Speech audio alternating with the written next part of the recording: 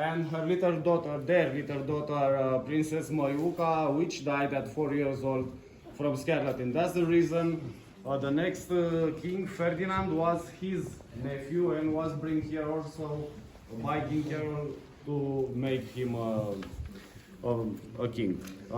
King Carol being a German one, he was taking his meetings, his audience, staying in his feet.